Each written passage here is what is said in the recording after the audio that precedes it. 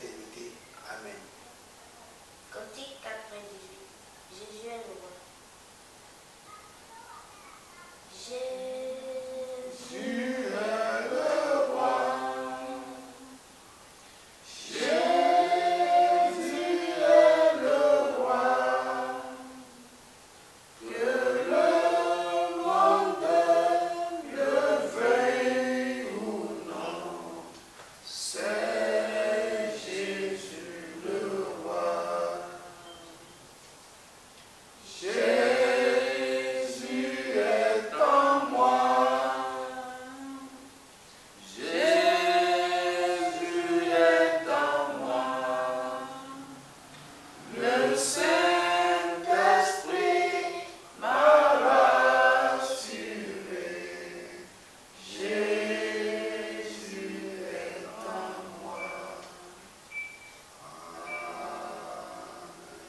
Gloire soit rendue au Père, au Fils et au Saint-Esprit, comme il était au commencement, ainsi il est maintenant, et en sera toujours de même, jusqu'à l'éternité. Amen. Excellent Père de grâce, que ton nom soit béni, que ton nom soit exalté, que ton nom soit magnifié. Pardonne nos péchés, purifie et sanctifie-nous. Nous nous approchons de toi. Nous n'avons même pas les qualités nécessaires pour nous approcher de toi. Père, sanctifie-nous. Ne regarde pas la monstruosité de nos péchés. Ne regarde pas la multiplicité de nos péchés. Ne regarde pas la variété de nos péchés. Mais regarde celui que tu as arrivé à la croix et fais-nous grâce. Papa, l'heure de ta parole a sonné. Nous te supplions.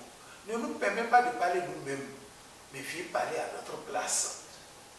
Touche les cœurs pour te recevoir. Touche les cellules pour te contenir. Et touche les oreilles qui vont t'écouter. Sanctifie-les pour ta gloire. La bouche qui va parler de toi, soit ta bouche. Fais-le pour ta gloire. Précieux nom de notre Seigneur Jésus, nous a prié. Amen. Terre, écoutez, Dieu parle à son peuple à travers ses prophètes, son Fils Jésus-Christ et l'Esprit Saint. Humanité tout entière, ouvrez vos oreilles, répandez vos cœurs à recevoir la parole de Dieu pour votre bonheur. La purification du temple de Dieu que nous sommes ne s'impose-t-elle pas? Le premier texte de cette semaine se trouve dans le livre de Matthieu, en son chapitre 25, du 31e au 34e verset. Matthieu 25, 31 à 34. Analysons la parole de Dieu.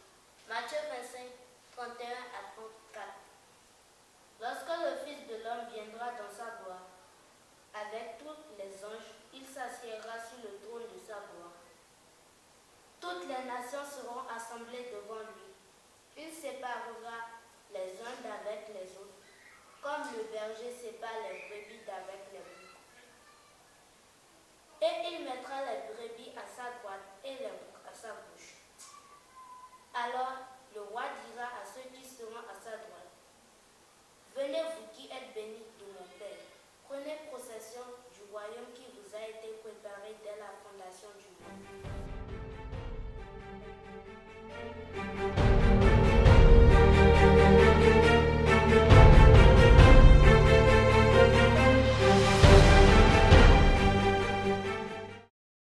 Que la terre écoute la parole de l'Éternel.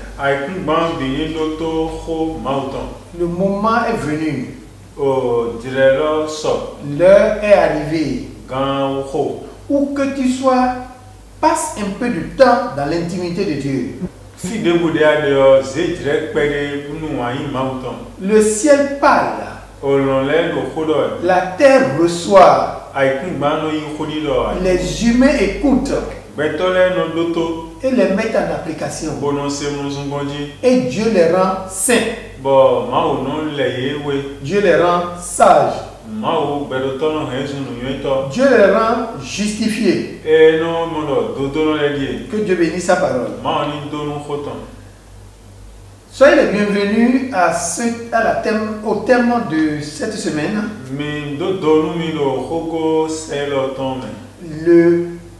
Vous êtes à la chaîne La Voix de l'Éternel Dieu. Et le thème de cette semaine, c'est la purification du temple de Dieu que nous sommes ne s'impose-t-elle pas?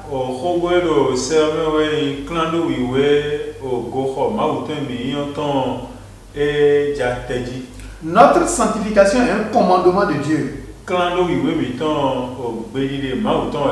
Oniel Valdo pour les tests bibliques. Bankole Dieu donné pour la compréhension du thème.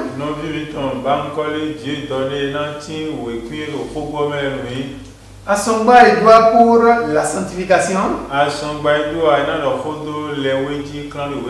Parfait Ramanou pour qu'est-ce que Dieu nous recommande. Alors bien aimé en Christ, à nouveau alléluia. Alléluia. Alors, le thème de cette semaine est notre sanctification est un commandement de Dieu. Et nous aurons à expliquer brièvement ce que c'est que la sanctification. En grand B, le commandement de Dieu. Qu'est-ce qu'on appelle sanctification? Sanctifier, c'est mettre à part. C'est mettre de côté pour un but déterminé. Être sélectionné pour un travail bien accompli. Être désigné, élu pour une tâche déterminée. Être choisi pour une mission à accomplir. La sanctification, c'est reconnaître ce pourquoi tu es venu sur la terre. La sanctification, c'est savoir ce pourquoi tu es né. La sanctification regroupe 3 étapes. La première étape, c'est la reconnaissance de l'objectif pour lequel le Seigneur t'a envoyé sur la terre. La deuxième étape, accepter ce pourquoi Dieu t'a envoyé sur la terre. Et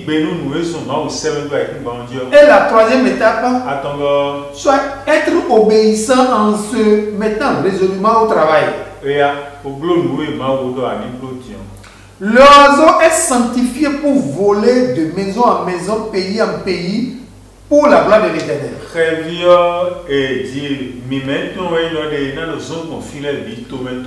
L'oiseau est né pour voler. Et quand Dieu l'a créé pour voler, il lui a dit qu'il n'a pas besoin de visa pour passer d'une frontière à une autre. Il lui a dit qu'il n'a pas besoin de l'autorisation du propriétaire d'une maison avant de passer au-dessus de sa maison.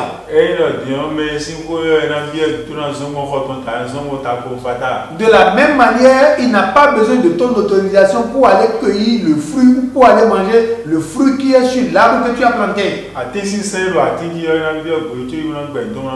Dieu l'a sanctifié pour de pareilles tâches. Quand nous prenons le poisson, Dieu l'a fait pour rester dans l'eau. En dehors de l'eau, le poisson n'a pas de vie.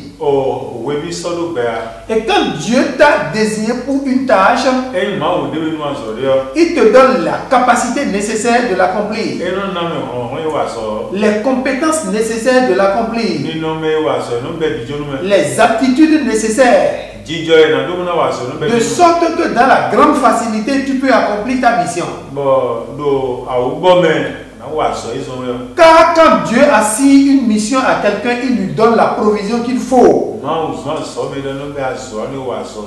À chaque mission, la prévision adéquate. À chaque mission assignée, les moyens qu'il faut. Toi et moi, nous ne pouvons pas rester dans l'eau pendant 10 minutes. Mais le poisson, il vit. Il y passe toute sa vie. Donc Dieu a sanctifié le poisson pour qu'il vive dans l'eau. De la même manière, L'arbre est fait pour rester assujetti au sol. Tout arbre dessouché du sol n'a plus de vie. Dieu l'a donc fait pour l'assujettir au sol, c'est-à-dire il l'a sanctifié pour qu'il soit resté au sol. C'est en restant au sol qu'il va donner ses fruits pour que nous puissions en jouir. Nous puissions jouir de ses feuilles comme remède et tisane. Jouir de son ombrage. Jouir de son tronc et de ses branches. Et en fait de divers usages. Pourquoi es-tu sanctifié? Dieu a dit, Hébreux 12, verset 14, sans la sanctification, tu n'es pas agréable à Dieu. Et dans 1 Thessaloniciens 4, verset 3, ce que Dieu nous recommande, c'est la sanctification. Et quand nous allons à 1 Thessaloniciens 4, verset 5,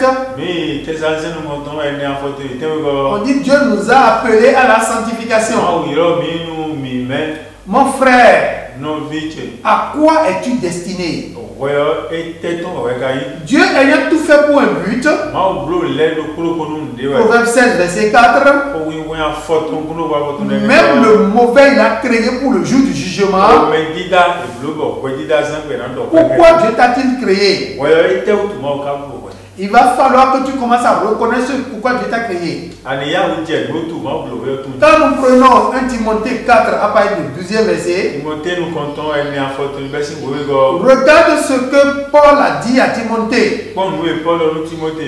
Applique-toi à l'enseignement. Applique-toi à l'exhortation. Applique-toi à la lecture. Afin que tes progrès soient évidents devant tout le monde.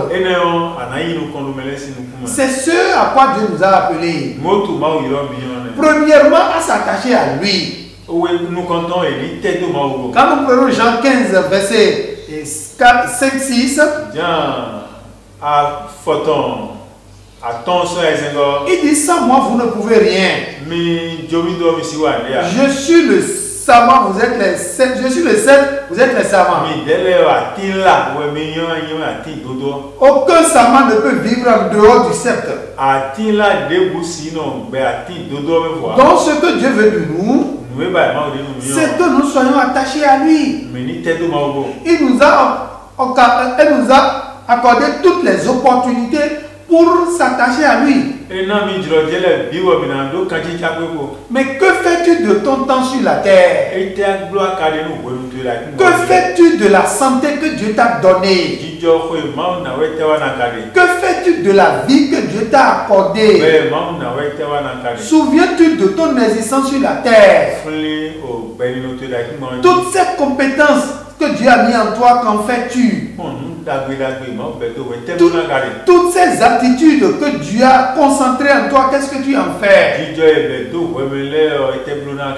Bon, bien aimé en Christ, souviens-toi des raisons pour lesquelles tu es né. Et mets-toi au travail. C'est en faisant ton travail que Dieu prend la gloire. Dieu dit à qui je dois quelque chose. Qu'il me le dise pour que je puisse le lui payer. Si Dieu est quelqu'un pour qui on travaille, on est forcément récompensé. Pourquoi ne pas travailler pour lui? Parce que lui, il est le patron à qui ne te devra pas. Il est le patron qui te paye au-dessus de ce que tu as fait. Mets-toi au travail pour son bonheur. Alors nous allons voir ce qu'on appelle le commandement de Dieu. Ce qu'on appelle commandement, dans le mot commandement, il y a commande. Commande, c'est ce qu'on t'a recommandé de faire. Ce sont des instructions que tu reçois pour pouvoir les mettre en application. Ce que Dieu nous recommande, c'est de pouvoir écouter sa parole et mettre en application. Qu'est-ce que Dieu t'a recommandé? Ça revient à ton cahier de charge. Ça revient à ta mission. Ça revient à ce que l'instruction que Dieu t'a donnée. Il a commencé par nous dire, commencez par dire à Adam dans le jardin d'Éden, tu peux tout manger mais ne mange pas ceci. Il peut commencer aussi par dire à nous autres, voilà les 10 commandements que tu dois appliquer. Mais il est toujours retourné à son commandement originel, qui est un seul. Matthieu 22 à partir de 36 jusqu'à 40 ans. Le plus grand commandement, c'est l'amour de Dieu et du prochain. Ce que Dieu nous recommande, c'est dans Osée 6.6. C'est dans Marc 12.33. Aime Dieu et aime ton prochain.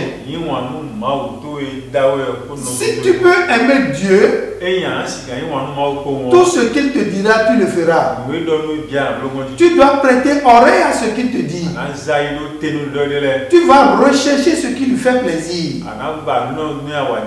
Et tu vas aimer ce que Dieu aime. Tu ne vas pas aimer ce que lui déteste. Et tu ne vas pas détester ce que lui aime. Et de la même manière, tu dois aimer ton frère. Quand tu aimes ton frère comme toi-même, ce que tu ne pourras pas faire à toi-même, tu ne pourras jamais le lui faire. C'est de la même manière Dieu nous a dit, nous devons, l'homme doit aimer sa femme comme son propre corps. Si tu ne peux pas prendre le couteau et couper ton corps, de la même manière tu ne peux pas prendre le couteau et couper le corps de l'autre. Si tu ne peux pas te voler toi-même, c'est de la même manière tu ne peux pas voler ton frère. Si tu ne peux pas t'insulter toi-même, c'est de la même manière tu ne peux pas insulter ton frère. Le Christ allait jusqu'à dire, celui qui dira racaille à son prochain mérite la géhenne. Bien aimé en Christ, tout est reposé sur l'amour. L'amour de Dieu, l'amour du prochain. Dans 1 Corinthiens 13.13, il y a 3 choses qui demeurent. Et le plus grand, c'est l'amour. Ce qui suit, c'est l'espérance. L'espérance. Et la première des choses, c'est la foi. Que Dieu nous assiste et que nous soyons dans la vérité de Dieu en prêtant oreille à la parole de Dieu. Dieu bénit sa parole. Amen.